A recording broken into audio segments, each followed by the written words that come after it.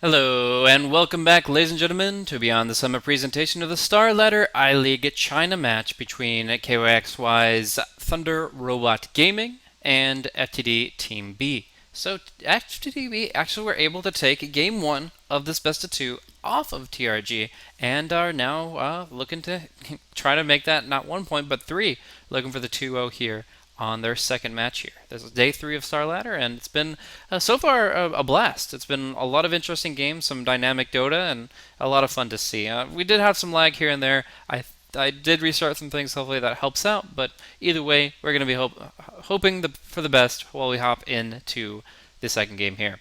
So, looking at Undying as the first pick here for FTD Club, and we're actually going to be seeing them banning out the Shadow Fiend, which was so highly prioritized. The Slardar, not surprising at all, is actually going to be banned out by TRG along with the Doom. So they struggled against it in the fact that they gave it a sort of a 1v1 matchup. Even if they break even with the Slardar there with the Beastmaster, it doesn't matter just because Slardar can do so much more with the early farm. A Necro 1 compared to a Blink Dagger on Slardar? Nah. Slardar has so much potential, just engaging and disengaging, re-engaging, just moving all over the map. And with like 2 other heroes to follow up so easily, they had some quick kills which built a lot of track momentum. And it made it look nearly like a stomp, even though TRG were, only a few thousand gold away from bringing it back. The Naga could just find some magical farm somewhere.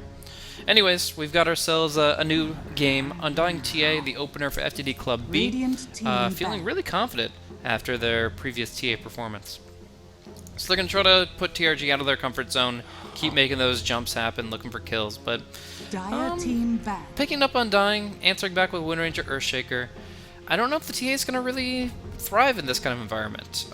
If you get just a ranged, multiple instance damage dealer, then yeah, you've got a lot of potential to really bring this TA low. Even like a simple hero like a Shadow Demon that doesn't get picked up very often could be really good for countering out the TA's effective potential. And of course the Ember Spirit has a lot of AoE damage over time, and even single target with the Searing.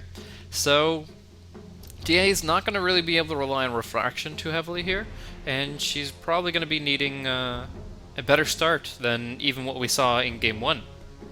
That being said, she's not going to be the only core. We'll obviously FTD Club B look for something like the Juggernaut here would be pretty strong. Not great against Ember Spirit. Actually, like 50-50 on Wind Ranger. So it's just it's overall a reliable pickup, but maybe they want to go for something a little bit different. Reserve time. Even still, we've got a lot of room to farm for FTD Club B. The Undying will give a better shot of winning at the laning stage and give them tower momentum, and from there they've got more map to work with. So I think you want somebody that farms stacks, you want somebody that just takes advantage of a pretty open map, and we'll see what that ends up being. But they did ban up the Heartstorm Gyrocopter. They're worried a little bit about that 5-on-5 Wombo combo, and the Ember Spirit is still part of that in a way when he gets that Battle Fury, but prior to that it doesn't really do too much. For now, they're going with Dazzle Undying, and the big thing this means to me is that they don't care about the Ember Spirit's mobility. They're not focusing on Disable, they're going to let him roam free, and they're not even going to really even have an easy way of canceling TP. It's like maybe you can pick up a Sven, Stun, have we seen Wraith King a little bit more this tournament? Those cores obviously have the ability to cancel TPs, but for the most part, your safe lane core, that's not his job, and the supports aren't filling that role either in this case. So no stuns, no TP cancels. Makes channeled spells really powerful, so I expect to see like a Witch Doctor pick here. Witch Doctor, Crystal Maiden, Bane even would be really strong. Yeah, hell yeah, go for the Bane. That'd be really good. Ancient Apparition is going to be the choice though, so that's their call, but they're going to try to negate the healing aspect of the lineup. Well, they're not taking advantage of channeled spells. They are able to make sure that Soul Rip and that Shadow Wave won't top people off, and most importantly means that the Shallow Grave might not be a free saving grace if they can get the Shatter in there. I've said this a few times before, but I feel like Ice Blast, before it gets Aghanim Scepter, is countered a bit by the Shallow Grave, and then when the Aghanims is up, Shallow Grave is hard countered by the Ice Blast, as you're absolutely going to die no matter what you do, unless you have like a Weaver or a Terrorblade. think those are the only two heroes that can reset their health in that particular fashion. Night Stalker. Night Stalker's gonna come out here for FTD.B. James is gonna be piloting that one, so instead of the Bounty Hunter, we get ourselves a Hunter in the night. And that means the Undying is just gonna be sitting in the off lane for the most part. Undying Night Stalker will still be the off lane duo, but I think James prefers to run the Night Stalker over the Undying here. 10 seconds remaining. We'll see.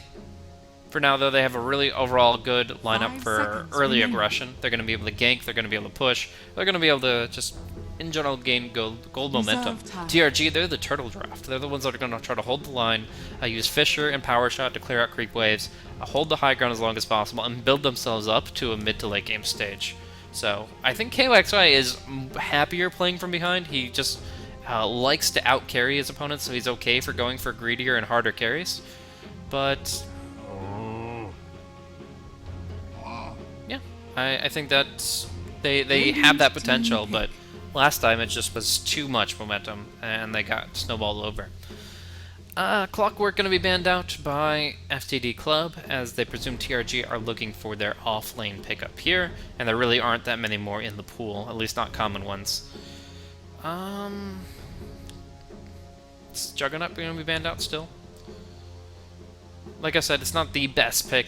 Enemy Slash is not a great spell against TRG's chorus, but it's still pretty solid. It's still an overall good hero.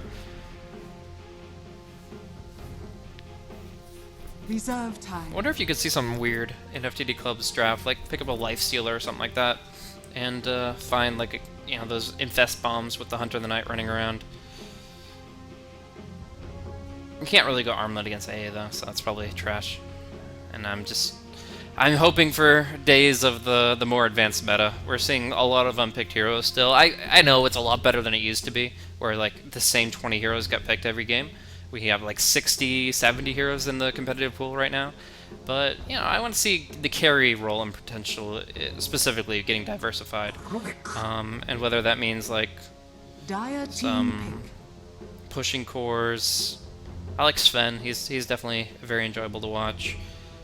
Here we're up against a Rubik. And I'm curious about that, to be honest with you. I mean, Tombstone's a great steal, Shallow Grave, pretty solid. Refraction's actually one of my favorite spells to steal. And then, of course, you can get a few things from the Night Stalker too, but all in all, it's not feeling like the best Rubik game. So they're going to have the Earthshaker on the offlane, and they just want a support that sets up the Cold Feet, as well as providing some good mid-game fight, but Ursa's going to be the one to come out, talk about that diverse drafting, and is this a level 1 Roche? It's going to be an early Roche, but maybe not level 1. Ursa, we see him against Undying more often because of the Tombstone, but if Ursa... Honestly, I don't see how Ursa stays on his targets here. He can kill the supports really easily, but he's actually going to have a pretty hard time singling out CDEC.Y or MMC. The Wind Ranger, Wind Running Away. There's no way Ursa gets an MKB this game. Not for a long, long time. Still, I talked about how they want to snowball, and here's a hero that can do it. Get a Blink Dagger on this guy, a little bit of lifesteal, and then probably BKB after that. Yeah, you need a BKB this game. 10 seconds remaining. 5 seconds remaining. So, jumping into it. We're going to be seeing these guys get all set up, and yeah, we've got ourselves a near Rubik. We're going to see the Ancient Apparition playing... oh, forgot to reset one thing. Prepare for battle. Alright, and yeah, it's saying high packet loss detected. So, 55% packet loss. Screw you, Perfect World servers. Screw you, firewalls. Hopefully we don't get too much drop in the team fight, but, if I have to cast a slideshow, I shall cast a slideshow. Alright, so we've got Rubik here, starting off with a fighting build, kind of, just going for the Tango Salve. He's gonna be involved in the lane. It's his general intention. He really wants to force this Undying back. Undying is actually gonna be played by James, so it's gonna be off-lane Night Stalker with a double Mango build-up, and then James is gonna be helping out the Night Stalker, but maybe also rotating a bit to help mid. The safe lane is gonna be the Ursa, so we'll see how well he can play in this position against the Earthshaker. He shouldn't be contested too heavily. Earthshaker is really bad at pressuring the lane. He's just good at surviving. So I'm kind of, I think it's an odd decision to go for the Earthshaker in the off lane because of the fact that you know that FTD are going 2-1-2. When they've got an Undying, they're not going to just leave somebody solo bottom. And that means that your solo off lane is a bit weaker because he's not generating any pressure up top. So, I'm a bigger fan of the Earthshaker support in that context, but they wanted the AA Rubik, and that's what they've got. Anyways, we've got KYXY here. No, what? Where Bounty? Okay, so Bounty Runes went 1 to the Ember Spirit, 1 to the TA. Now KYXY goes to the mid, and is going to be dueling it out against the Templar Assassin. Low armor, so he's going to take a lot of damage, and of course the side blades will strike him pretty heavily too. But Refraction won't mean much against him. And although we can't see it, Flame Guard is... Wow, this is worse than the previous game. Screw this. Well, we'll look at bottom, make sure there's no kill here, and then we'll go and try to reconnect to the game. Because this is horrible. As much as I'd like to say I can cast just about any slideshow there is, this is going to be like a 5-second delay on kills. Alright, nobody's dying, at least not for the moment. Let's go ahead and reconnect! Holy... Chinese Zoda. It's fine when it's smooth, but... It's actually really good when it's smooth, but... It, can be quite problematic with this one small technical factor. No, it's not your stream, guys. It is absolutely... I'm seeing the same thing you guys are. It's just a connection from China to the United States of America. It's not too pretty. And it's just, has to do with, you know, the tubes of the internet. It's a joke. Alrighty, so getting back into the game here, KYXY fighting up against the Temple Assassin. She bops herself a healing salve and keeps herself going. There is no first blood spell, but there is some damage going into the Ursa, surprisingly. I guess he's taking creeps, but yeah, he has actually a lot lower health than you'd expect him to see, since the Earthshaker really can't do anything to him. Has fissured him once, it looks like. Or maybe he's just fissured back the wave. In either case. Regeneration! Undying picks up a Region Rune down bottom, stays active with the Night Stalker, and has some kill potential against the Rubik here. They gotta get a couple decays off first, though. Keeping those stacks up. I mean, Wind Ranger already has really low base health, so if she gets hit by this decay, yeah, she's down to 378 max health. Even at full HP, she still goes down pretty quick. And we're seeing James just get really involved. The Soul Rip, the Void, might find themselves a kill, but now the Chilling Touch can turn it around. Decay or not, James is going to be taking a lot of damage here, and they should be able to just right-click him down with that fast movement speed and the low base attack time. Healing Salve brings James back up, and they don't have a power shot to cancel it. He's actually getting a lot of healing value out of this, and now they're going to look to apparently turn it. Yeah, going on to Nier, but he's out of decay range, and there is going to be a Shackle Shot here onto the Undying, mini-stunning him, and the Ancient Apparition just tries to keep kiting. But now he's caught in the tree line, completely isolated. Nice little juke, but the telekinesis breaks the trees, and James brings him down with a Soul Rip. Now there's a decay, bringing Nier very close to death, and while the Undying will fall, Nier will pop a healing salve, a clarity, and fall back. A few more right clicks delivered to bring him down. He has the magic stick and the stout shield. Will it be enough? Yes, they get the double kill.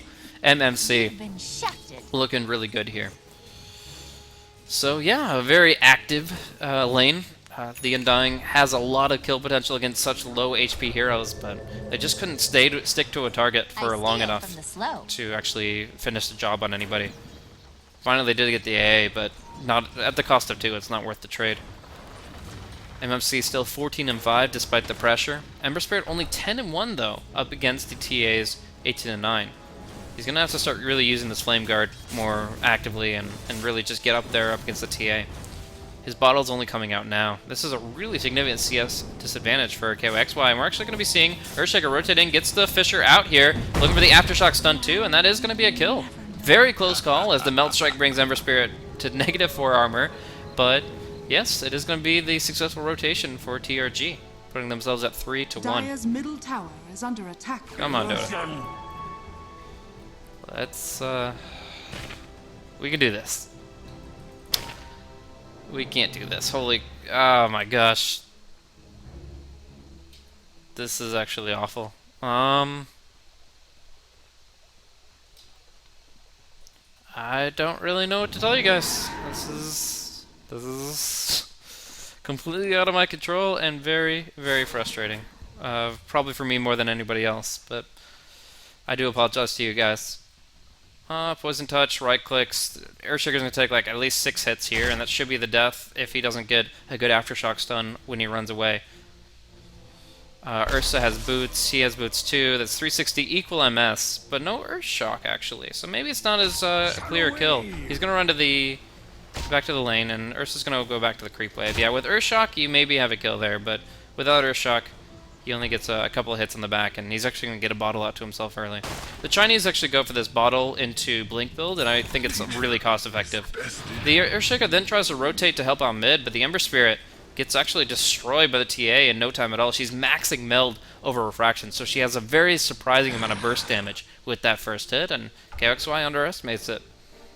This is actually this is one of my favorite builds when you're up against low armor opponents that burn through refraction. Namely, Pudge is the build I go against a lot. They underestimate you, they hook you, you refract the hook, and then you just meld, take out half their HP. But in this case, it kicks out TRG, and he committed all 3 remnants for that fight. Now we're going to see an engagement down bottom. I can barely even think to commentate that. Obviously, you see Rubik did a good amount of damage on the Shackle Shot. Cold Feet did go through, but I might just have to take a breather and message and see if anybody else can jump on this, because my only alternative is to keep resetting Steam and Dota and maybe even my own internet to try to get this back underway. This is just not salvageable. Alrighty, well, I'm going to try to see what I can do to fix this stuff. There's really no point in going further with the stream if it continues to act like this. So right now we've got a 5-3 game favoring TRG here in game 2 of the best of 2. 100 net worth and 400 experience. Very close game. MMC should just win run away here. No problem. Alright. Well, TA's actually in some trouble here. It looks like she'll go down. They do get the telekinesis searing chains. And she can't finish the job with that max magic one. Alright. Well, don't know what to tell you guys. Obviously, like you can see, the stream's fine. It's moving smoothly. It's just crazy stuttery on my connection to the Chinese server here. So I'm going to see what I can restart, and we'll go to a quick break. Sorry, guys. Dire's middle tower is under attack.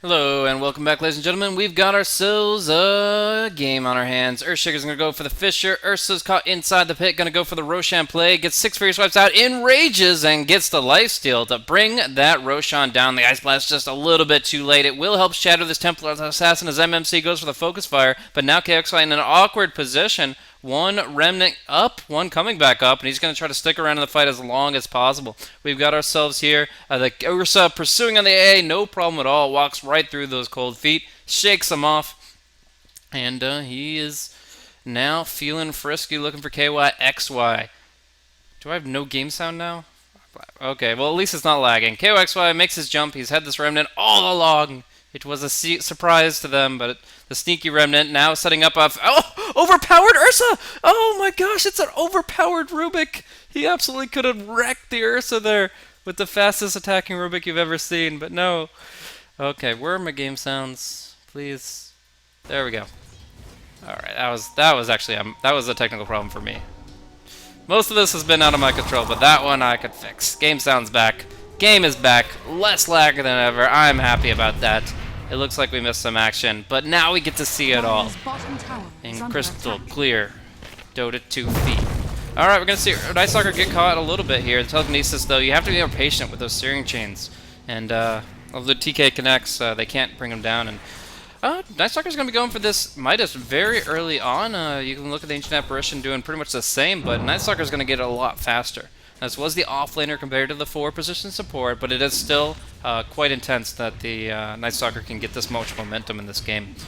Looks like Wind Ranger is going to be building herself a Rod of Atos. It's really good against Ursa. No, she goes for the Axe. That's fine too. Blink Dagger is going to be up for the Ursa though, and he just probably just going to go Blink BKB this game. I would say it just gives you enough to pretty much stand up to anything TRG are bringing. And if he can surprise somebody with it, that would be huge too. He's got the Aegis, he wants to go YOLO, and now we've got the smoke. So, moving forward, Night Stalker trying to lead the charge. The Observer Ward does not see the double damage rune, but they'll walk on by anyways. It's still kind of a fundamental thing. Top tower is under attack. So, moving here. Look in the back line, Ancient Apparition going to go down first. Very nice jump coming in from the Ursa. He'll pop his Enrage pretty early on, though, as he eats 3 stuns and still tanks through it all. Rubik, the tiny little flesh golem that could, trying to waddle away. He slows his opponents down, but one more slash to his back, and he'll go down. Ursa getting a triple as he jumps into the trees. This game just got hella hype very quickly. And, yeah, well, you know, I'm just happy I can see it all. Oh boy. So we've got Undying moving towards the mechanism, soon to be Guardian Greaves very early on. Itagi just gonna be building up the medallion, looking for that Solar Crest. Good against the Wind Ranger in particular. This is a game you don't want to have to go for a BKB on Wind Ranger, but Solar Crest makes it a little bit harder. Ancient Apparition sending the frozen ammunition to the opposition. Will hit on the TA, but she's going to refract most of this here. And little do they know, she's still lurking. They're going to put some heavy damage into this tier 1 in the middle lane.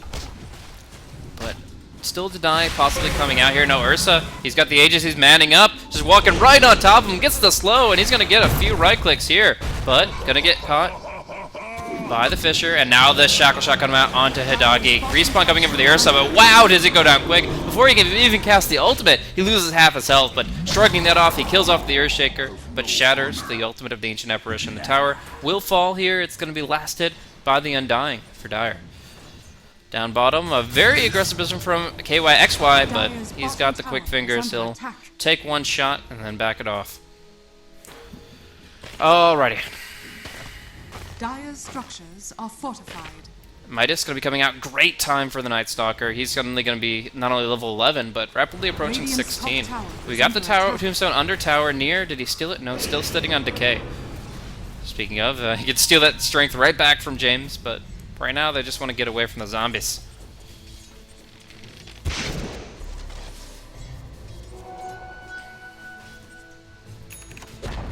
So, they will deny their tier 1 mid while last hitting the opponents. It's actually really good for FTD.B. Their current momentum very strong. Vladimir's offering picked up from Ursa. He wants to focus his orb on, well, I mean, Orb of Venom and Lifesteal stack, but that's not important. The bottom line is you get some good armor against the Wind Ranger, You're constantly sitting on full HP when you engage in fights, and yeah, now you can focus on the other items.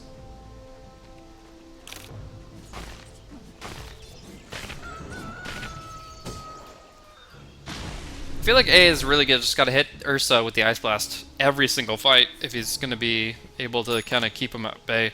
If you get heals and soul rips and lifesteal on the Ursa, then suddenly he's just gonna walk all over your team. So you really need to either kite him around. That's why I recommended the Atos before. But if you can't stop him because he has a BKB, then you just gotta go and Ice Blast him every time. Pretty much the only option there. Of course, Shallow Grave is gonna be looking to prevent early deaths from him. And even a mechanism still up for the Undying, still very powerful. KXY going for the split push play. He doesn't have BOTs though, so this costs him 75 gold every time he goes for this kind of a play. Assuming, yeah, he wants to jump to the other lane and farm. Still pretty cost effective. TA with the blink should be able to escape. Even though there's a smoke here.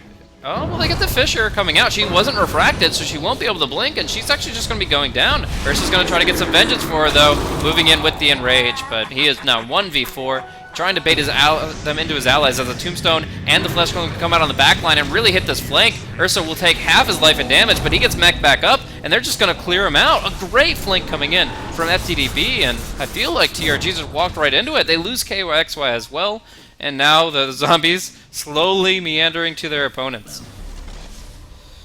Earthshaker scouted out by the Zambo, and looks like he's going to get voided thanks to the vision it provides. So that's going to go down. Ursa will get caught by the shackles, and that will be the end of the fight. Now 14-11 favoring FTD.B.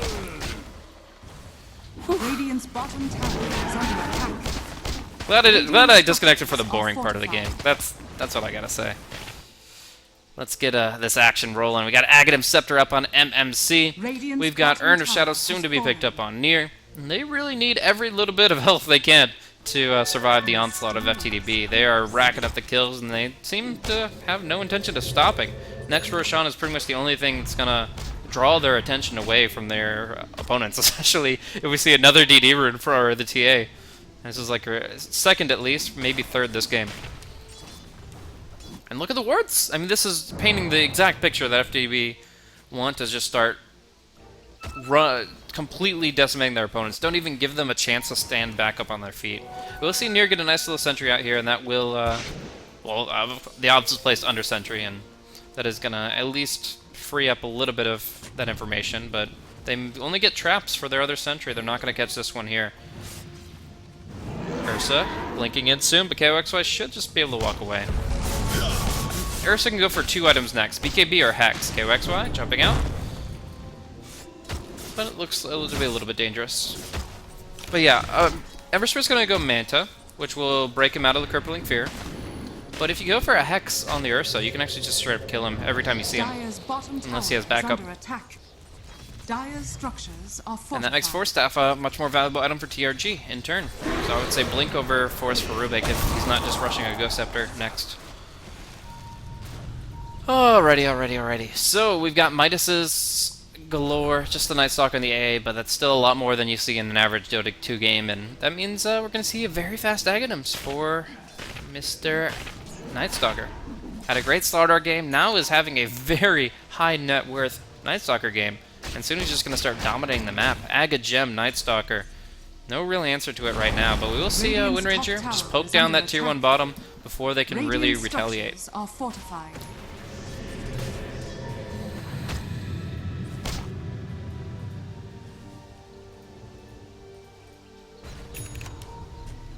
Yep, gonna be the BKB for Ursa, so just focusing on the fight, making sure it doesn't get stunned 4 times over, and yeah, of course the Ember can always be killed later. Hex is still gonna always be an answer to him until he picks up a Linken's, which I would say is a long way off. You go for the phase Drum Manta, you're not gonna pick up a Linken's as your next item. You're gonna go for like the Battle Fury or Crit or something like that. Very quick Roshan. Popping the Enrage would get it even quicker, but it doesn't seem necessary. Just 3 more swipes, and they'll bring him down. And yeah, there's a nice blast, but Ursa shrugs it off and just keeps going. He's looking to mow down the opposition. And it seems like they have every tool they need to do that. They're even getting multiple Glimmer Capes. It could be a pipe. I don't think it has to be a Glimmer Cape on Undying. It definitely should be for the Dazzle, but I think the Undying could actually go for pipe here. Good against the Echo, good against the Ice Blast, and a bunch of smaller spells too. Blink Dagger up for the Wind Ranger though. She has to crow it out though, and I think the fight's gonna happen before that, unless they fully disengage. Night Stalker didn't go Aghanims, he went BKB. I think BKB is really good this game, but this is still kind of the part of the game that you want to start dominating the map. I guess because they have so many wards that they're feeling confident in their terms of vision, and they just want to get right on top of their opponents. I think there's value in both items. It's just I don't think I've actually seen the offlane Night Stalker rush out BKB like this. I think it has a really good potential. I mean, because even CTA pick up a BKB at the same time. That's 3 BKBs nearly all at once, and TRG just really won't be able to respond to that. The only answer is like just avoiding the fights, disengaging as soon as the BKB gets popped by either Remnant or Windrun. But no, TA just goes out for the Desolator. Makes more sense. She definitely needs that item to deliver her full punch, and it just allows her to take objectives faster too. So I like the Desolator for sure, but the triple BKB all at once could have been just hard, setting TRG off kilter a little bit. Either way, Night Stalker rapidly going to be farming up the Ags next, I would presume. I mean, you can go for like a Basher with this kind of a build. Oh, well, there's the dead AA. Blink and smack him down. It's like a 3 or 4 shot. Ursa, however, is now completely caught out. This is going to be Aegis, and he's going to try to blink out of this one. Do they have any easy way to cancel it? No. Oh, they still get it. The blink doesn't come through, and that is going to be the death of the Ursa. A big kill at that. 513 gold going to the Earthshaker. We'll look at yeah, there we go. 513 gold for him, and ranging from 184 to 300 for assist gold. Very, very key kill, because now they can start taking the map back a little bit here. So Earthshaker looking for that blink. He went for Arcanes though. Oh, BKB on the Night Stalker just goes right on the tower, no problem at all, and nothing to really stop him. But a Ice Blast will pat him on the back. He's not going to get healed up now, but he's got a bunch of allies with him. The Ursa may be dead, but this TA still hits really hard, and you're fighting under the Tombstone.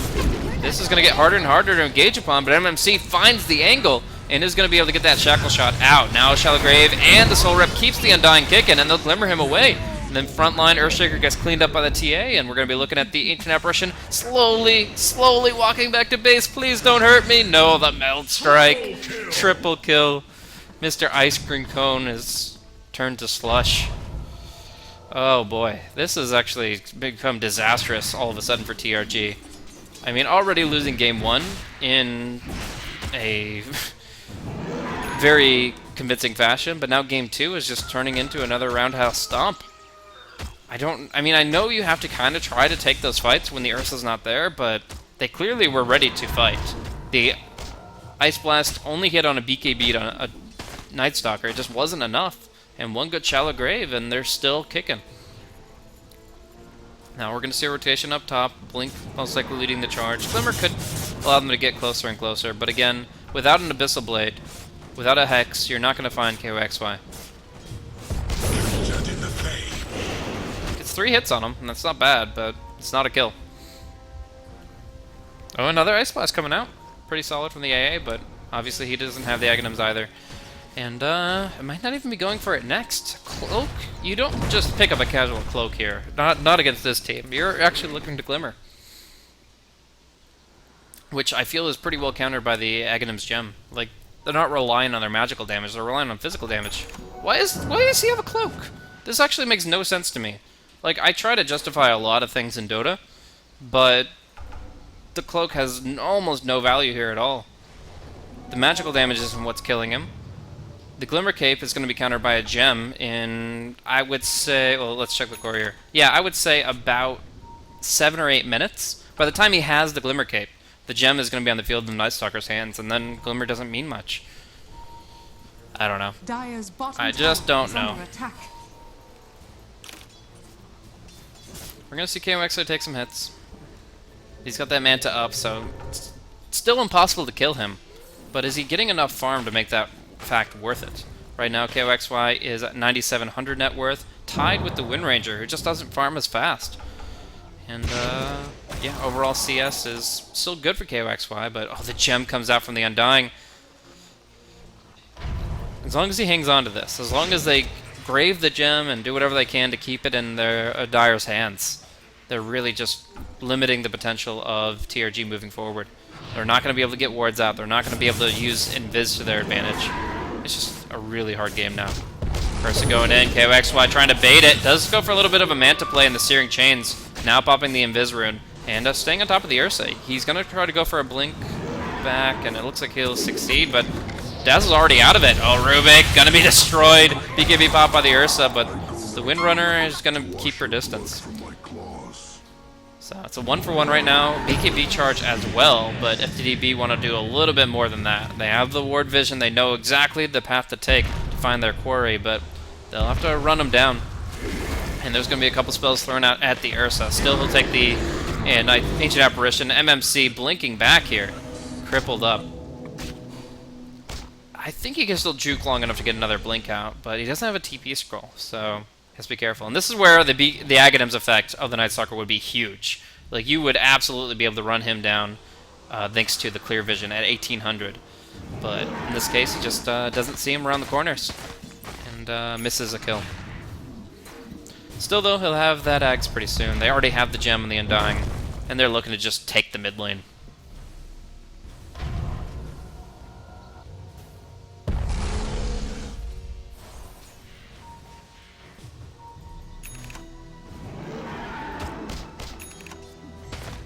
Alright, so Earthshaker going to be picking up his Blink Dagger.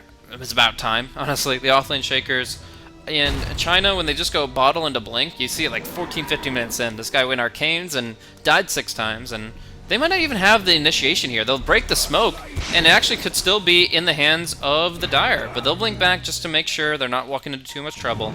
And now they're ready to fight. Now they get the nighttime, and that's when they're really just at their strength. KOXY, he's got to lead it, but we're actually going to see a BKB come out on Night Stalker, and he'll be right on top of his opponent. The gem is outside the range of the Glimmer Cape, so they do get a little disengaged there, but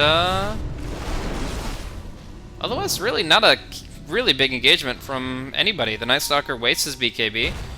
The Glimmer Cape does show some value here. I knocked it, but the Undying's holding the gem, not the Night Stalker.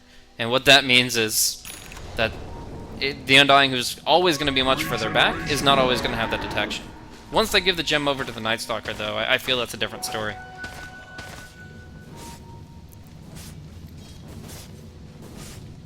Looking for the cripple here, but he's got Manta. It doesn't matter. And another grouping play from TRG. They can't be isolated here at nighttime, even with the full vision of the night, no darkness. And KOXY Mantaing the cripple and remnanting away. There we go. Took a little bit, but he made his way out.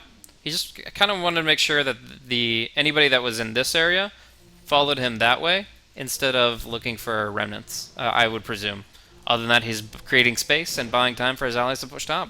They've got the Blink Echo. They want to unveil it gloriously under this tower. So they're going to push with the Focus Fire. They're going to bait the Wind Ranger, and they're going to look for like a 2-hero and 5 creep Echo.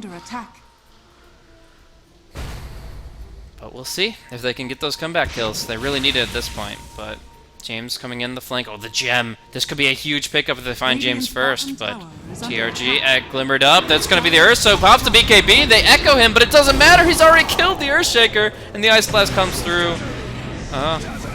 He'll shake it off soon, and wow, Nier's already dead. Radiant's bottom tower has fallen. It just didn't work out how they wanted to. Their only answer is Ghost Scepters, and that still is only delaying it. Now Basher, soon to be Abyssal, up on the Ursa, as long as he managed to support it. This actually gives him kill potential against KYXY. They've actually got the flank, but he's got the remnants, as always. Maelstrom coming out of the Wind Ranger now, a little delayed. We'll make these Glimmer Caves more useful for the Dazzle and the Undying. And it's still a good overall pickup, but not a game changer. It's just gonna make it easier to take refraction charges off when BKB's down. Maybe you get a lucky blink cancel. Has fallen to the dark. And of course, you just get overall more teamfight damage output in an AoE. Aegis will go to the Ursa, Cheese will go to the TA. And at this point, you've got a 10-second BKB on TA, an 8-second BKB on Ursa, and an 8-second BKB on Nightstalker, who just picked up his axe. Yeah, I was willing to be open-minded about the BKB, but I'm gonna call it now. In hindsight, it probably would have been better to take the BKB after axe rather than before. I don't think it really generated opportunities for him the same way the axe would. But it doesn't matter. They're in large and in charge right now. 31-20 on the clock, but look at that net worth value. That's over 14,000 net worth. That's 17,000 experience. It's a hell of an advantage for FTD.B, and they're going to be jumping right on this Wind Ranger now. Gets the Void out before, so she doesn't get the Blink. She will get the Fissure to help her out, though, and it looks like she still might get away. The big difference here is they don't have Urn of Shadows on either of these heroes. If they had Urn, they could keep her Blink down, and she wouldn't get this Void. Oh, she still doesn't. The zombie keeps on top of her, and they cancel her TP. 3 seconds, she'll be able to Blink again, but the Tombstone, wow, that range on the Tombstone is just perfect to get that kill. If she was any little bit further, if she even power shotted her way into the tree further, zombies wouldn't be spawning on her and they wouldn't have vision. But they still stay on top of her, they still get that kill. Now mid, oh, Ursa in a pretty bad spot, and the grave is too early. There's no way to guarantee his life, but he still is thinky enough to not shatter and lose the Aegis.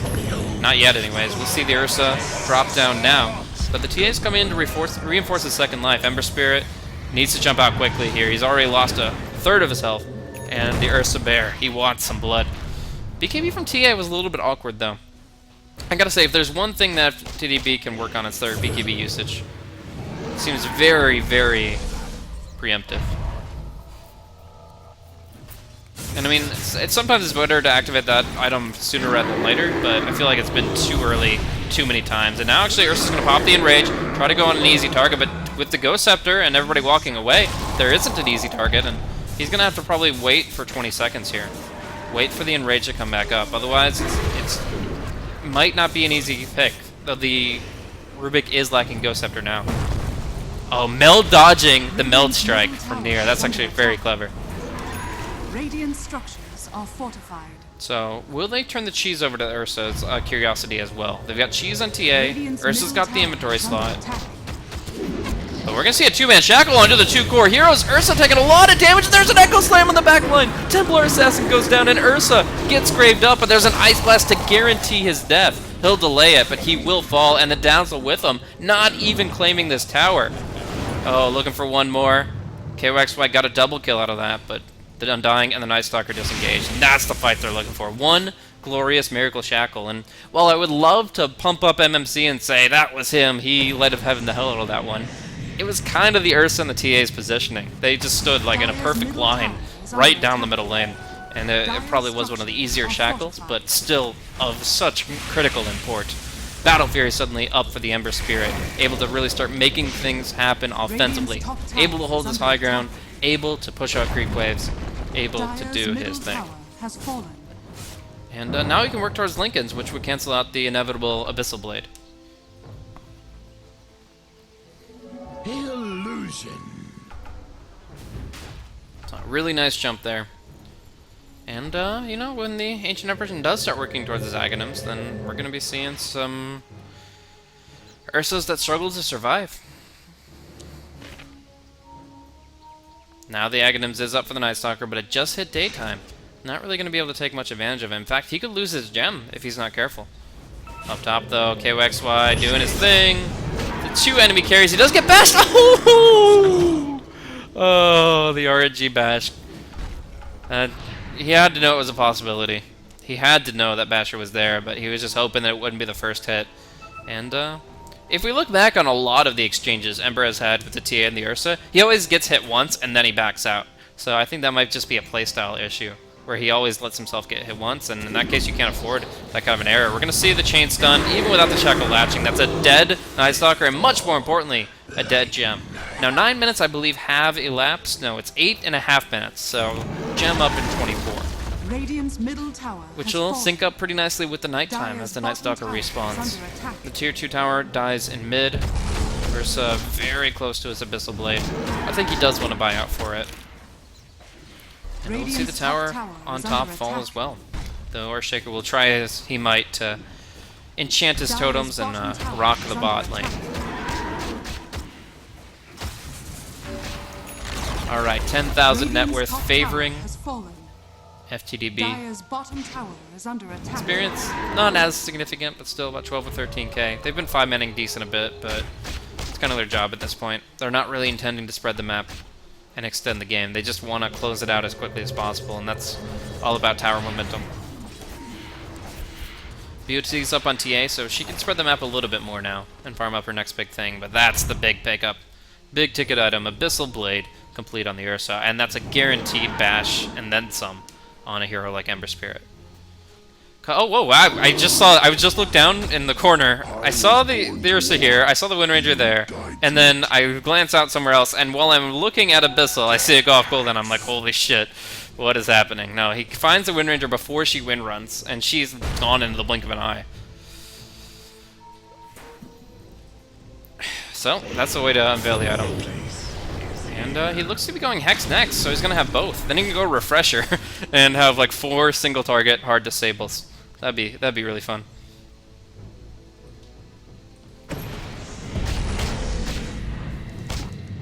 Night Stalker's Darkness. He's got his new gem picked up. I don't believe this was the old one, but yeah, Rubik still has that one. But the offlaner is going to be moving out, finding his new opportunity, which seems to be on bottom lane. KXY trying to lead them on a merry chase, but he actually could be caught out here. This is not a guaranteed safe position. So he will jump back here.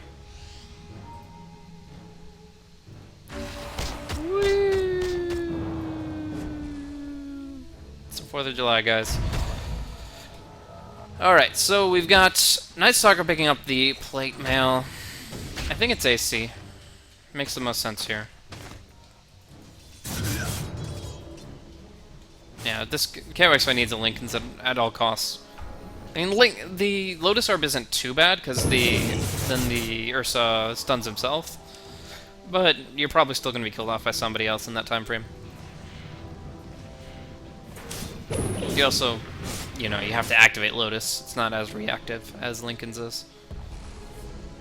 Night Stalker's stalking towards the top lane. MMC might get picked off in the same tree line he recently met his fate. Yeah, the Night Stalker's right on top of him, but doesn't have an easy way to cancel the Blink Dagger other than voiding, and now you can just TP. He could just TP? Nope. He's gonna Blink TP. There we go. Oh, the Night Stalker Aghanim's voids him out, and now MMC is gonna be going down. Now, he should have TP'd the second he got voided. That is a big misplay from the Wind Ranger, because again, there is no Urn of Shadows. So if the Night Stalker finds you, he has to get a melee hit on you in order to cancel your Blink. If he uses Void to cancel your Blink, you can just TP. Because again, Dazzle, Undying, even the TA, none of them can cancel TPs. Only the Ursa can with Abyssal. So as soon as Void's on cooldown, you TP the hell out of there.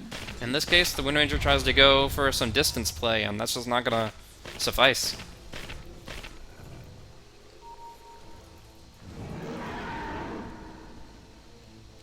$13,000 net worth, 15,000 experience. We see FTD still maintaining their lead significantly, but KXY is trying to go for the comeback dream. He's just trying to go for the full, like, 6-slotted Ember Spirit and crit the hell out of his opponents. We've got Templar Assassins MKB up, fighting through the Wind Run, very important, and it is also a new bash component if the opponent isn't magic immune. Roshan time! TA traps, the perfect intel, so you always know what's going on in the pit. Would it be too hard of a nerf if TA's traps didn't see inside the pit? I mean, there are so many spells that don't see in the pit. Or at least, there are so many things that don't see in the pit, words being the clear example. I don't know. I feel like that it is a really strong component of the hero. Not only can she do rush fast, but she always knows what's going on, unless you deward it. And even then. Just food for thought. But we do have the Solar Crest finally complete for Dazzle. Solar Glimmer. The Undying still just has Glimmer Ghost with his G-Greaves. And, yeah, we're going to see them most likely just rush down mid now. I mean, they've got everything they want here for the Ursa. What happened to that Void Stone? Still in the courier. Saved it for a later day. Casual mana regen. TA still got some cheese. Undying does as well. And all they're trying to do is just find Ember Spirit once. Right now, Ember Spirit is the rat that they need to exterminate if they're going to have a clean push. Otherwise, you're going to be losing tower health. Not much, because Ember Spirit actually sucks at hitting towers. He only is hitting for, right now, 222 damage a pop. Manta Illusions add in a little bit more, but not much. So overall, I would say Ember Spirit's not going to really threaten the tower itself, but the creep waves are always going to be pushing out that way, and it's just frustrating.